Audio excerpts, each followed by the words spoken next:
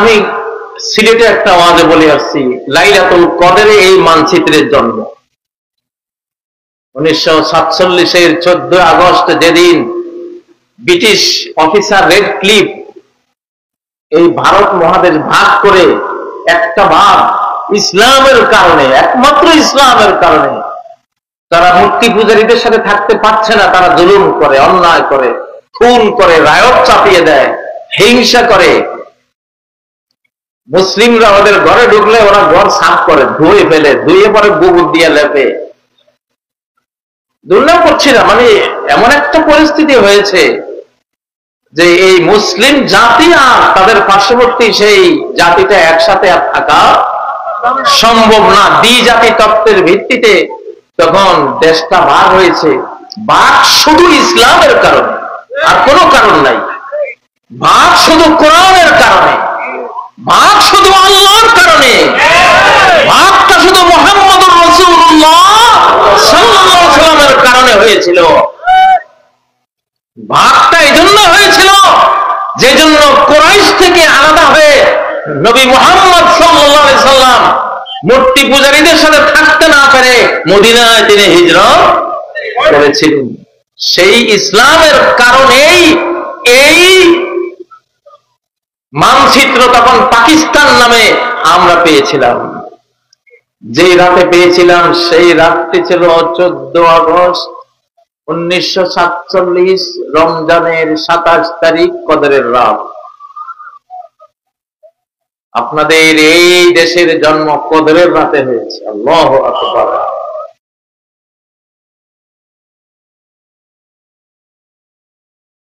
খুব হাতে গোনা কয়টা লোক আছে, তাদের পিছনে গোটা জাতি ছুটবে ইনশাআল্লাহ। আমার কথাগুলি কোনো কল্পিত কল্পনা নয়, হেয়ালি নয়।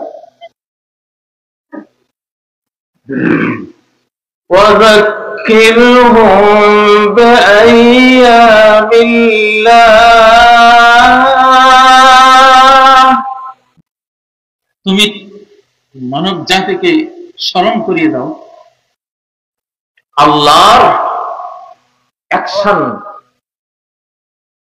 আল্লাহর পানিশমেন্ট, আল্লাহর পক্ষ থেকে নাজিল হওয়া মুমিনদের জয় আর বেঈমানদের পরাজয়ের দিবসগুলো স্মরণ করিয়ে করিয়ে মানুষকে ওয়াজ করো।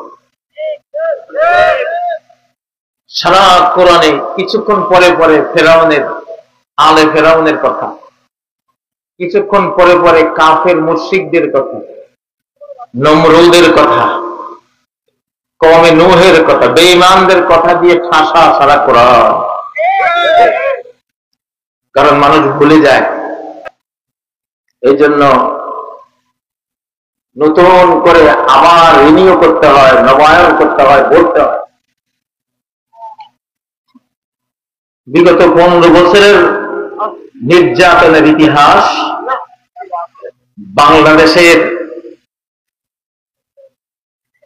বাংলাদেশের উপরে চেপে বসা ভারতীয় সরকারের ইতিহাস। ওটা কি সরকার ছিল? ভারতীয় সরকার, এটা কোনো বাংলাদেশের সরকার না। এখনো প্রত্যেক দলে থাকা ঘাপটি মারা দালালরা আবার ভারতীয় সরকার বসাবার ষড়যন্ত্র করছে। এর প্রথম আক্রমণটা আমি আবার আমার উপরে হয়েছে, আমার স্কুলে। আমি জানতাম যেটা উপরে স্কুল, ভেতরে গোটা বাংলাদেশকে টার্গেট করা হয়েছে। কারণ আমরা আধ্যাত্মিক জগতের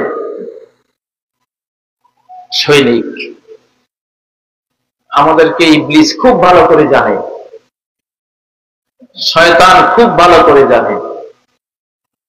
জিন শয়তান, মানুষ শয়তান ঐক্যবদ্ধ হয়ে আগে আধ্যাত্মিক মানুষগুলির উপরে অ্যাটাক করে। আমার স্কুলে যে আক্রমণ আমি খেয়েছি, ওটা উপরে স্কুল, ভিতরে আওয়ামী লীগ। ওটা উপরে স্কুল, ভেতরে গুজরাট। ওটা উপরে মাফিয়া, ভেতরে মোদি। এটা ক্লিয়ার বলছি, ক্লিয়ার। বুঝতে হবে বাংলাদেশের মানুষ, না বুঝলে ওই যে দশা ঘনাইছে আজকে বিষয়বস্তু।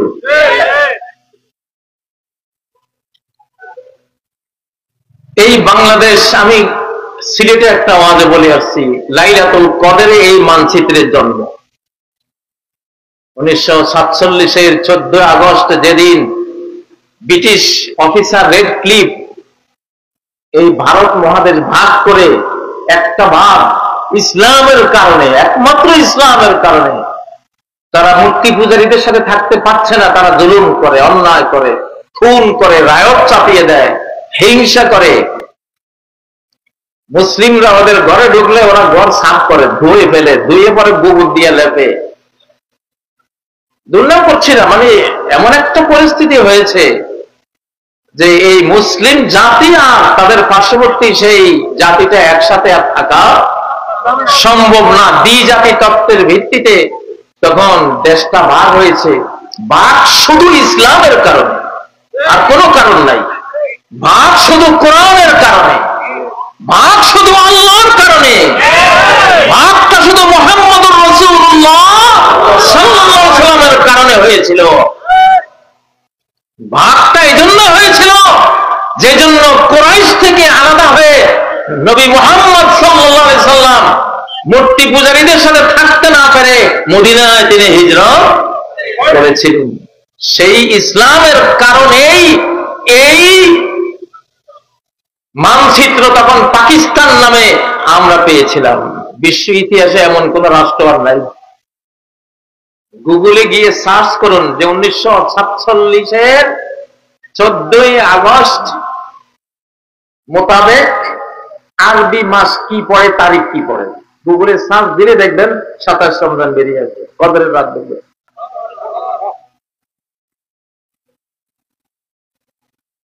এই জন্য আল্লাহর অত্যন্ত প্রিয় একটি দেশ এই বাংলাদেশ। কদরের রাতে আকাশ থেকে কি এসেছিল? কোরআন এসেছিল।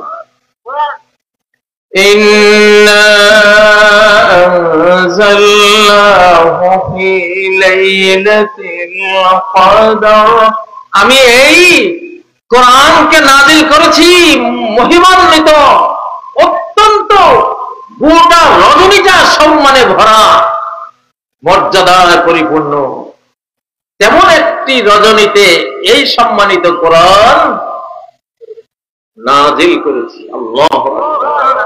সেই সম্মানিত রাতে এই পৃথিবীতে আখিরি জামানায় কোন দেশে এই কোরআনটা আবার আসবে, সেই রাতে যেমন কোরআন দিয়েছেন, সেই রাতে একটা দেশও আল্লাহ দিয়েছেন। জন্য এই দেশে কোরআন দিয়ে যারা শাসন করেনি, কেউ কারো মৃত্যু শেষ পরিণতি ভালো হয়নি। আল্লাহর সাথে বিশ্বাসঘাতকতা করার কারণে আইয়ুব থেকে হাসিনা পর্যন্ত সবগুলি আস্থা করে নিক্ষিপ্ত হয়েছে।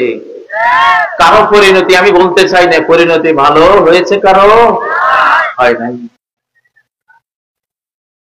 এতকাল পরিণতি খারাপ ছিল শাসকদের, এইবার পরিণতি খারাপ আসতেছে জনগণের। এবার জনগণ শাসন ক্ষমতার মালিক। এই জনগণ যদি এবার কোরআন ছাড়া একটা ভোট যদি অন্য বক্সে দাও, তাহলে এই কোরআনের লানত তোমার উপরে পড়বে, তোমার উপরে আসবে।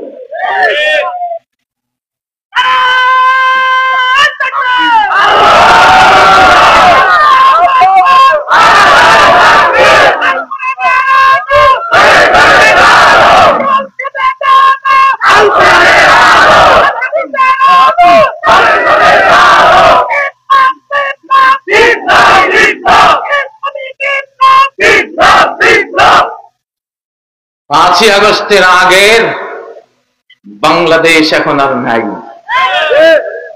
এখন রাজনীতি হবে নতুন, দেশ হবে নতুন, সংবিধান হবে নতুন, ছিল নতুন, লা ইয়াখলিকু মিন কাসারাতির রাদ্দি।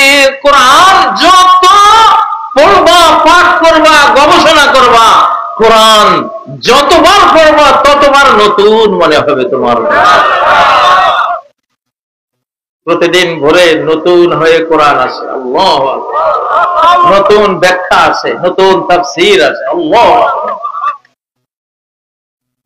কারা চান এইবারের ভোট, এই মাহফিলে সারা বাংলাদেশের মানুষ দেখতে পাচ্ছে আমাদেরকে, একটা ভোটও আমরা কোরআন ছাড়া কাউকে দেব না।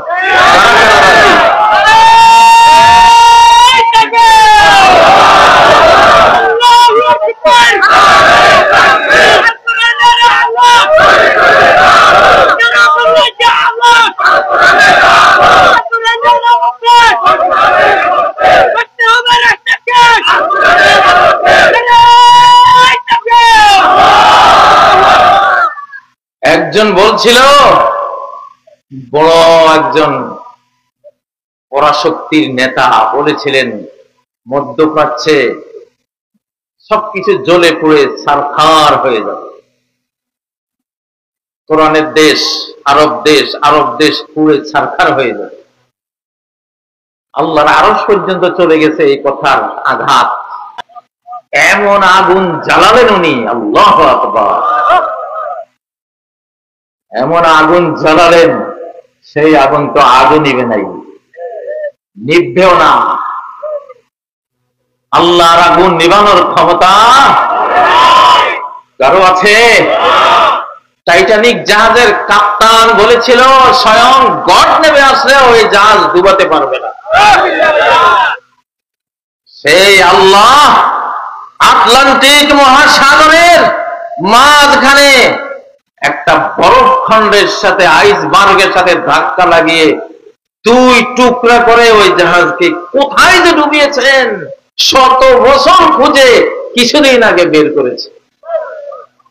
পারেন কিনা আল্লাহ? পারেন কিনা? ফালা সারিখা লাহুম ওয়ালা হুম ইউনকাযুন।